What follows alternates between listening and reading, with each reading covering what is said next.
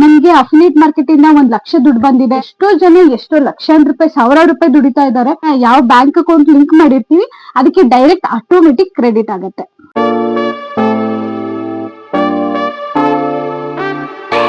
Hi, hello, welcome back.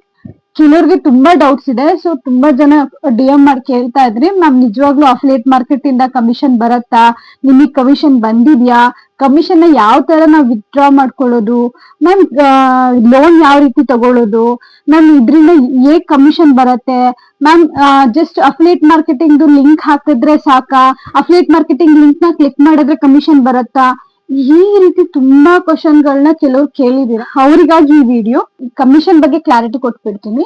Commission ಏನಂತ ಹೇಳಿದ್ರೆ, ನಾವ್ ಯಾವ ಪ್ರಾಡಕ್ಟ್ ಲಿಂಕ್ ಹಾಕಿರ್ತೀವಿ ಆ ಪ್ರಾಡಕ್ಟ್ ಲಿಂಕ್ ನ ಕ್ಲಿಕ್ ಮಾಡಿದ್ರೆ ₹1 ಕಮಿಷನ್ ಬರೋದಿಲ್ಲ.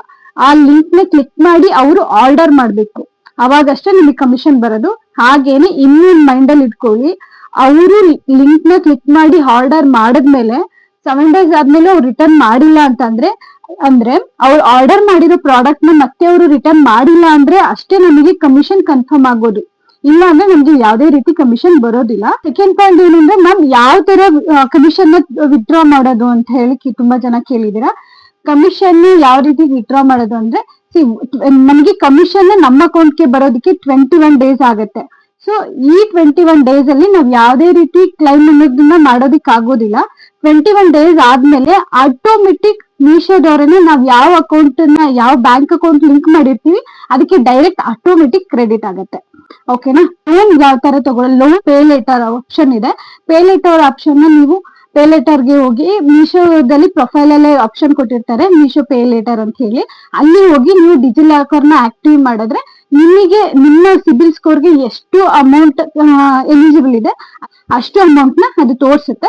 ಸೊ ನೀವು ಆ ಅಮೌಂಟ್ ನ ಯೂಸ್ ಮಾಡ್ಕೊಂಡು ಪ್ರಾಡಕ್ಟ್ ತರಿಸ್ಕೊಂಡು ರಿವ್ಯೂ ಆದ್ರೂ ಮಾಡ್ಬೋದು. ಇಲ್ಲ ಅಂದ್ರೆ ನೀವು ಪ್ರಾಡಕ್ಟ್ ತರಿಸ್ಕೊಳ್ದೇನೆ ಜಸ್ಟ್ ಯಾವ್ದಾದ್ರು ಯಾವ ಪರ್ಟಿಕ್ಯುಲರ್ ಪ್ರಾಡಕ್ಟ್ ಇರುತ್ತೆ ಅದ್ರ ಫೋಟೋನ ತಗೊಂಡು ನೀವು ಸ್ಟೋರಿಲಿ ಅಥವಾ ಇಲ್ಲ ಪೋಸ್ಟ್ ಮಾಡಿದ್ರೆ ಇಲ್ಲ ರೀಲ್ಸ್ ಮಾಡಿದ್ರೆ ಅದ್ರಿಂದನಾದ್ರೂ ನೀವು ಅರ್ನಿಂಗ್ ಮಾಡ್ಬೋದು. ಸೊ ಇನ್ನ ಕೆಲವ್ರಿಗೆ ಏನಂತ ಹೇಳಿದರೆ, ಮೇಡಮ್ ನಿಮಗೆ ಕಮಿಷನ್ ಬಂದಿದ್ಯಾ ಅಂತ ಕೇಳಿದೀರಾ. ಹೌದು, ನನಗ್ ಬಂದಿದೆ. ನನಗ್ ಬಂದ ಮೇಲೆನೆ, ನನಗ್ ಕನ್ಫರ್ಮ್ ಆದ್ಮೇಲೆನೆ ನಾನ್ ನಿಮಗೆ ಹೇಳ್ತಾ ಇರೋದು. ನನ್ಗೆ ಅಫಿಲಿಯೇಟ್ ಮಾರ್ಕೆಟ್ ಇಂದ 1,00,000 ದುಡ್ಡು ಬಂದಿದೆ. ಎಷ್ಟೋ ಜನ ಎಷ್ಟೋ ಲಕ್ಷಾಂತರ ರೂಪಾಯಿ, 1,000 ರೂಪಾಯಿ ದುಡಿತಾ ಇದ್ದಾರೆ. ನಾವ್ ಅದಕ್ಕೊಂದು ಟೈಮ್ ಅನ್ನೋದನ್ನ ಕೊಟ್ರೆ ಆರಾಮಾಗಿ ಅರ್ನಿಂಗ್ ಮಾಡ್ಬೋದು. ನನ್ನ ಓನ್ ಎಕ್ಸ್ಪೀರಿಯನ್ಸ್. ನಾನು ನಿಜವಾಗ್ಲೂ ಹೇಳ, ಇದಕ್ಕೆ ತುಂಬಾ ಓವರ್ ಎಫರ್ಟ್ ಅಂತೂ ಹಾಕೇ ಇಲ್ಲ. ನನಗ್ ಬಂದಿರೋ ಕಮಿಷನ್ಸ್ ಬರೀ ಸ್ಟೋರಿಗೆ ಹಾಕಿರೋ ಪ್ರಾಡಕ್ಟ್ ಇಂದ ಬಂದಿರೋದು. ಅಂದ್ರೆ ಇವಾಗ ಕರೆಂಟ್ಲಿ 7-8 ಪ್ರಾಡಕ್ಟ್ ಇಂದ ಬಂದಿರೋಂತ ಕಮಿಷನ್ ಇದು. ನಾನು ನಿಮಗೆ ಸುಳ್ಳು ಹೇಳಿ ಯಾವ್ದೇ ರೀತಿ ನನ್ಗೆ ಯೂಸ್ ಇಲ್ಲ. ನನ್ನ ಇಂಟೆನ್ಷನ್ ಏನು, ನನ್ನ ವಿಡಿಯೋ ಇಂದ ಯಾರಿಗಾದ್ರೂ ಒಬ್ರಿಗಾದ್ರೂ ಯೂಸ್ ಆಗ್ಲಿ ಅನ್ನೋದಷ್ಟೇ ನನ್ನ ಇಂಟೆನ್ಷನ್. ಈ ವಿಡಿಯೋ ಮಾಡೋದ್ರಿಂದ ನನ್ಗೆ ಯಾವ್ದೇ ರೀತಿ ₹1 ಕೂಡ ನನಗೆ ಅಮೌಂಟ್ ಸಿಗೋದಿಲ್ಲ.